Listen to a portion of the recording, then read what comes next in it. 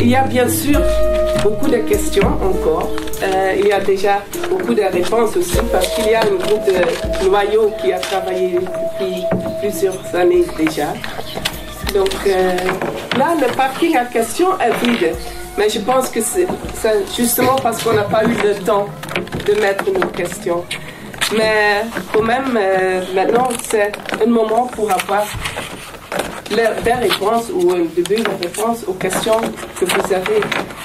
Et donc, pour cela, je demande à Xavier, Lorenzo et les deux Stéphanie de se mettre ensemble et inviter les questions. Oui.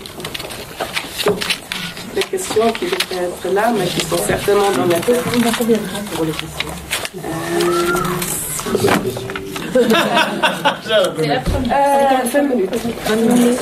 Oui. Dans 20 minutes, il sera 7 heures. Oui.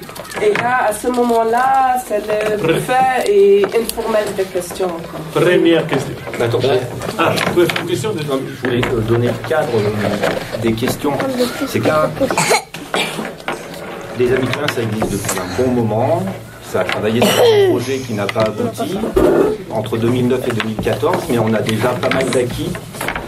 Et là, on a fait un exercice de partage de rêves, d'expression et de travail collectif pour pas vous imposer tout ce qu'on a déjà acquis. C'est un travail. Les prochains groupes, enfin, les projets Amis Citoyens, c'est pas nous, c'est pas que nous, c'est nous tous. C'est pour ça que c'était important là de faire du rêve indépendamment des lieux, des contraintes ou des facilités qu'on a ici dans le pays de Gex. Maintenant, je vous situe les projets concrètement. Il y a un projet sur la ZAC de Paimboeuf, c'est la ZAC Ferney d'innovation, zone d'aménagement concerté. C'est derrière il y a un plan là, mais c'est derrière le théâtre du Châtelard.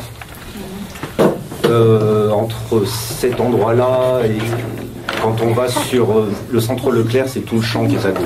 Voilà, la route de Nérin. Ça, c'est la ZAC de Paimboeuf. Hein, c'est un projet, au niveau technique, c'est un projet en partenariat avec la communauté de communes sur la commune de Ferney, dans lequel on peut assurer la mixité sociale en partenariat avec un bailleur, et pour une vingtaine de logements au moins. Voilà. Et il y a un autre projet qui est sur un terrain privatif à Prevessin, où là la dimension sociale sera beaucoup plus dure à atteindre parce qu'il faut devenir propriétaire du foncier. Ouais. Et c'est pour entre 7 et 20 familles aussi, ça dépend. Le terrain est à lotir, donc si c'est tout le terrain, il faut 20 familles pour le financer. Si on prend la moitié, c'est 10, enfin voilà. Mais la propriétaire partage nos valeurs et elle kiffe de faire autre chose que ce qu'on voit dans le pays de Gex. Elle ne veut pas le vendre à des promoteurs qui lui courent après, elle ne veut pas que ça soit... Elle veut que ça soit vraiment quelque chose. Elle veut que ce soit nous, quoi, c'est tout. Après, il faut payer le terrain. Donc c'est un autre projet où avec une dimension sociale moindre, il y aura, en termes de logements sociaux, quand on parle de logements sociaux, c'est ceux qui sont soutenus par Dynacité, par exemple. C'est une catégorie où il faut vraiment avoir très peu de ressources pour accéder à ces logements sociaux-là.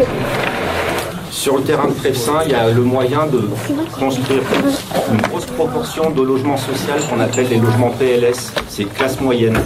Postiers, profs, fonctionnaires du pays de Gex et salariés de base du pays de Gex, ils sont éligibles à ces logements sociaux-là. Voilà.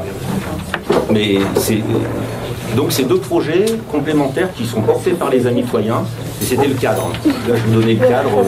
Et à Prevessin, ça serait où? Les Prevessin, c'est Bretigny, en face de l'école. Enfin, d'une range. Ouais, des grands chênes, là, en allant vers le Cerne. Voilà. Ouais, derrière le golf. Voilà. Le golf. J'ai oublié quelque chose? Les commissions. Oui, voilà, et donc c'était par rapport aux rêves, les chevaux, tout ça, c'est pas impossible, même sur la ZAC de Paimboeuf, si on veut mettre un âne, on mettra un âne. Mais c'est pas là, ça vous situe déjà la dimension collective, sociale, des choses qui sont déjà actées. Et les deux projets sont au même niveau, il n'y en a pas un qui va, pour lequel il y a déjà un permis de construire, voilà. les deux projets démarrent. Moi, je veux juste ajouter qu'au moment où je vous ai raconté le rêve qu'on a fait en 2014, depuis, il y a eu le Kaizen, vous avez peut-être vu. Je vous encourage à regarder ce magazine qui est toute une recherche qui a été faite par les Colibris. Donc, il y a plein de projets d'Oasis qui émergent aujourd'hui en France. Donc, des projets comme le nôtre. Donc c'est vraiment, encore une fois, rêver c'est super important, c'est le moment pour le faire. Donc, et rêver ensemble c'est beaucoup plus powerful, c'est beaucoup plus puissant. Donc on est là pour travailler ensemble pour construire nos rêves. Donc je voulais juste ajouter, on a mis des petites annonces, c'est super important et c'est sérieux. Les amis citoyens ont des besoins en compétences, on parlait de partage de compétences. C'est maintenant que ça se passe et qu'en fait ça commence, on commence déjà à vivre ensemble en fait pour construire ce projet. Donc allez voir les petites annonces, on a des besoins et investissez-vous maintenant si le corps vous en dit parce qu'on continue l'aventure quoi. Et l'aventure est au projet. Voilà. C'est pour la question.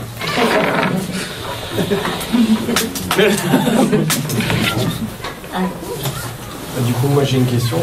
Comment ça se fait que ça s'est bloqué? Qu'est-ce qui s'est passé? Qu'est-ce qu'il y a pas... En fait, il ne s'est pas nécessairement bloqué parce que ça nous a permis de mûrir vraiment, véritablement, qu'est-ce que c'est l'habitat. Parce que moi aussi, je m'étais intéressé à l'habitat juste pour le côté écologique. Mais en fait, il s'est bloqué tout simplement parce que la mairie a changé des camps.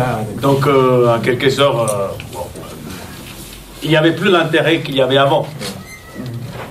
Voilà. Brièvement, je fais comme ça.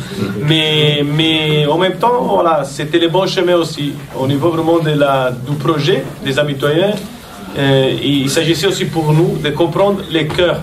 Et vraiment, et aujourd'hui, on peut dire vraiment avec la plus grande fierté que ce qu'on a vécu là, les 7 heures, heure et demie, c'est le cœur d'un projet d'habitat, de coopérative d'habitants. Après, les infrastructures, ils vont suivre. C'est évident parce que nous sommes les acteurs du futur. On ne peut pas s'imaginer qu'on va construire un béton avec chacun chez soi pour l'éternité. Donc, tant qu'à faire, il faut le faire le plus tôt possible. Donc, mais il faut ces cœurs, se rêver ensemble, c'est fondamental. Parce que c'est le point de départ. J'ai répondu à la question. Vous avez un calendrier ou pas? Ouais.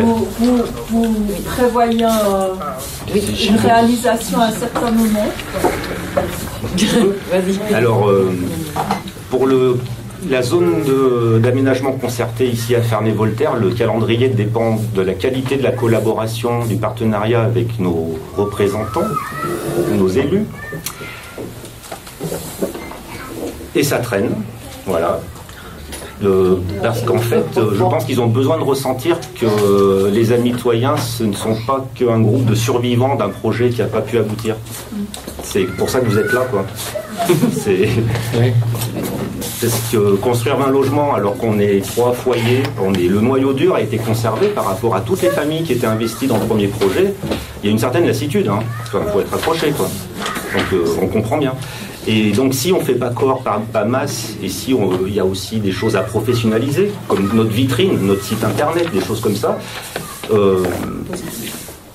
ça ne va pas pousser. Voilà. Et l'autre, il y a un peu d'urgence pour le jeu, après le sein. Voilà. Il y a un peu d'urgence pour poser un permis, enfin, constituer un groupe qui avance bien. Et Prevsin, les deux projets, là, par exemple, le terrain de Paimboeuf se libère au plus tard début 2017. Il est accessible début 2017.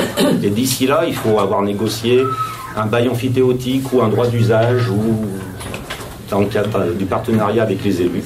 Et l'autre, on ne dépend pas des élus, ça dépend de la constitution du groupe.